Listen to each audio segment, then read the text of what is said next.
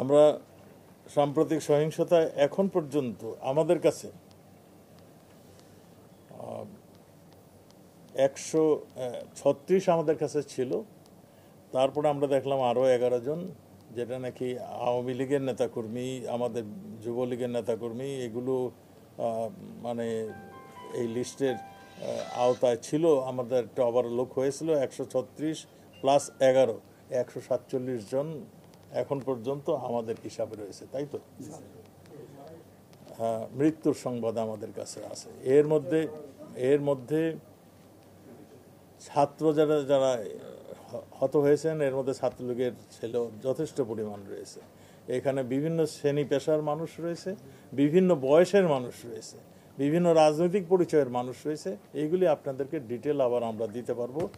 আমরা আজকে আপনাদের শুধু এইটুকুই দিচ্ছি, 136 প্লাস 11, এই 147 জনের মৃত্যুর সংবাদ আমাদের বিভিন্ন হাসপাতাল, বিভিন্ন জেলা, বিভিন্ন জায়গা থেকে যেটা আমরা পেয়েছি তার সংখ্যা এটি। কিছু ওই যে কিশোর গ্যাং এগুলি আমাদের কাছে একটা মানে যন্ত্রণাদায়কের অধ্যায় দাঁড়িয়েছে।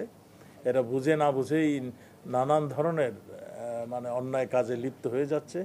আপনারা নিজেরাও জানেন এরাও এখানে সম্পৃক্ত কিছু হয়েছিল, অল্প পয়সার বিনিময়ে এদেরকে কাজে লাগিয়েছিল। এগুলি সবগুলি তথ্য আছে বিভিন্ন জায়গায়, বিভিন্ন টাকা পয়সা দিয়ে এই মানে একদম মানে কিশোর গ্যাং এবং অন্যান্য কিছুকে টাকা পয়সা দিয়ে এদের সামনে নিয়ে আসছিল। এই সবগুলো আপনাদেরকে আরও ক্লিয়ারলি বলতে পারবো। আজকে শুধু আমরা বললাম যে মৃত্যুর সংখ্যাটা, এটা নিয়ে একটা বিভ্রান্তিকর খবর, কখনো বলছে 1000, কখনো বলছে 500, কখনো বলছে, সেই জন্যই আমরা আমাদের কাছে যা হিসাব সেইটা দিলাম।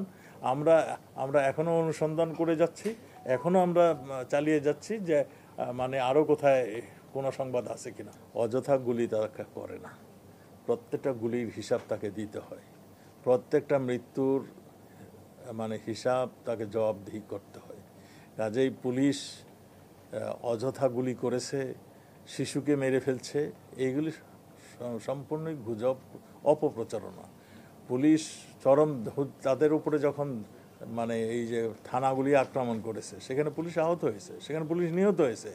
পুলিশ কিন্তু তখন পর্যন্ত এই আপনার রাবার বুলেট কিংবা ওই ছড়াগুলি কিংবা টিয়ার গ্যাস এগুলি ছেড়েছে, যেগুলিতে নন লিথাল উইপেন। দেখুন, তারা নিজেরাই বলতেছিল তারা মানে ঝুঁকিতে আছেন। তাদের একজনের বাবাকে বলছিল যে আমি মানে বিশেষ প্রয়োজনে আমি আত্মগোপন করেছি। তারা নিজেরাই বলতেছিল যে তারা রিস্কে রয়েছে, সেই জন্যই তাদেরকে আমরা নিরাপত্তার জন্যই তাদেরকে নিয়েছি।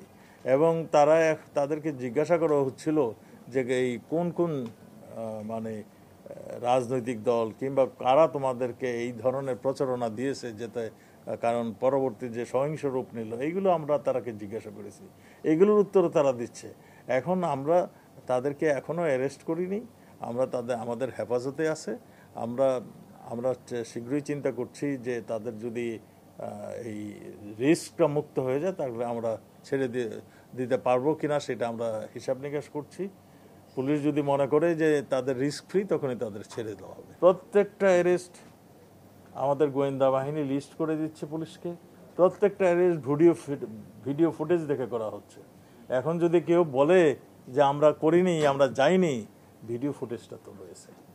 কাজেই যেগুলি অ্যারেস্ট হচ্ছে এগুলি একদম আমাদের গোয়েন্দা সংস্থার মানে লিস্ট অনুযায়ী হচ্ছে এবং তথ্য অনুযায়ী হচ্ছে এবং ওটারে কি বলে ভিডিও ফুটেজ দেখে করা হচ্ছে।